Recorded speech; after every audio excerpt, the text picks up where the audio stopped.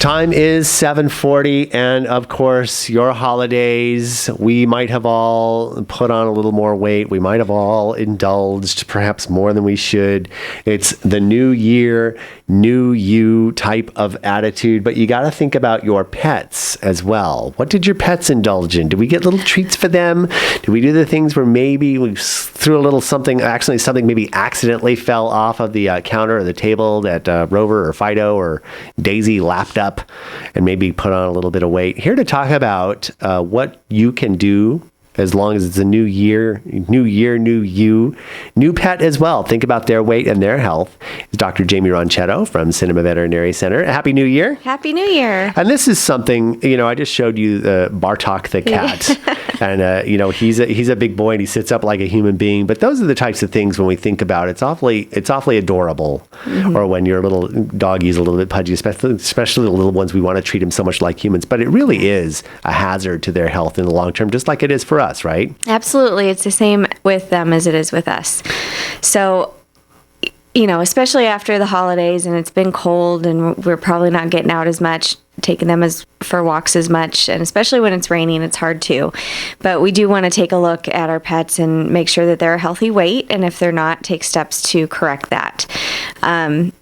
Dogs, usually it's pretty easy. Get them out for walks, get them some exercise, and try to think of reward systems other than treats and food for them. Just attention in general and belly rubs and love is usually enough for them. That does work quite well. I mean, it keeps them calm, it keeps them everything else. And especially walking, I mean, a lot of people think, well, I have a backyard. They go out. And my dogs go out and they sniff around, they walk around the garden, and then they sleep. Yeah, it's not enough. So it's not enough. And that's the thing, too, especially with walking. It's a bonding thing. They get used to it. Also, it has a really calming effect, at least on my dogs. It has a really good, especially when it's regular. Now, that's a pretty easy thing. So it's just making the time. Getting them out there. Yeah. I saw something else too. If your dog isn't getting enough exercise, neither are you. I saw something, a meme on that recently. Cats might be a little bit more difficult. I have seen a very few handful of people over the years who actually do walk their cats, but that's a lifestyle choice, I consider, because it probably isn't easy to do. But cats are a little different, especially when they're indoors, right? Yeah, cats are tricky, certainly. Not everyone can walk their cat on a harness and leash. Not every cat is going to want to play with toys. They might bat it around a little bit and be done.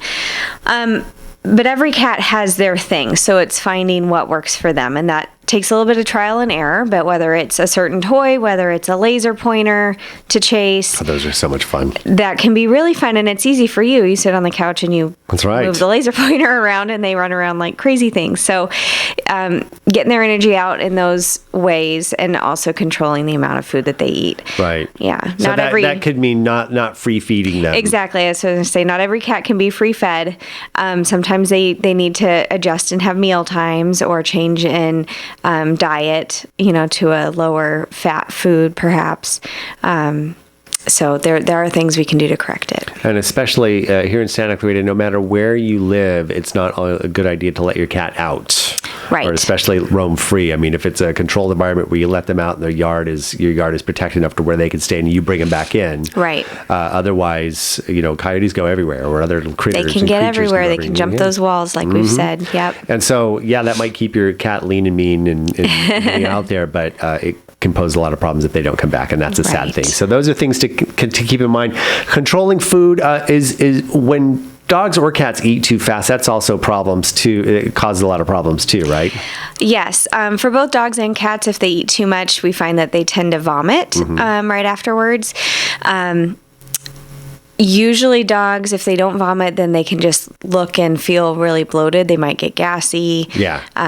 Suck the air out of the room, so to speak. Gastrointestinal upset in general. So, and there are like bowls and things like that I've seen where it actually is a trick for the dog or cat or even cat to have to try and eat them in a timely fashion. Yes. Although some dogs that I've seen, that works really well for some dogs. So instead of gobbling it down in 30 seconds, it takes them a couple of minutes to eat. And what it is, from what I've seen, is kind of a dish that has maybe some sort of device that's in there. Maybe it almost looks like a propeller or something, or some sort of 4-way kind of stick thing that they have to kind of work around to get the food. Exactly. Others, though, may just knock the food over. Okay, I figured this out. So that's a trial and error thing too. But two things: diet and exercise, just like us. Yes. And especially because of the fact that even just a few pounds overweight can cause exponential problems for your pets. So make sure, what is it that we should look for when we want them to be the correct weight? Yeah, it's called body condition scoring. So when you look at your dog or cat, you want to, when looking at them from above, you want them to have a little bit of an hourglass shape. So a little bit of an indentation where the waist should be. And when you feel them, you should be able to feel ribs fairly easily, but not having them poking out, certainly. Exactly. So not too skinny, not just like us. Yeah. We want to be able to just feel the ribs. So that's good news. So things to think about. And of course, when you have issues with your pets health-wise, or you just want to bring them down for a general checkup, and of course next month is dental health month for pets, but you might want to get a jump on that. And that's very important. We'll be talking about that in upcoming segments down the road, but bring them to Cinema Veterinary Center, located on Cinema Drive in Valencia. cinemavet.com. Phone number 661-253-9300. Very, very, very friendly staff, helpful, and a really cool online system once you become a customer, where you can actually make appointments online and get prescriptions refilled and everything like that. Really super cool and easy. Doctor, once again, thank you so much for stopping by, and Happy New Year.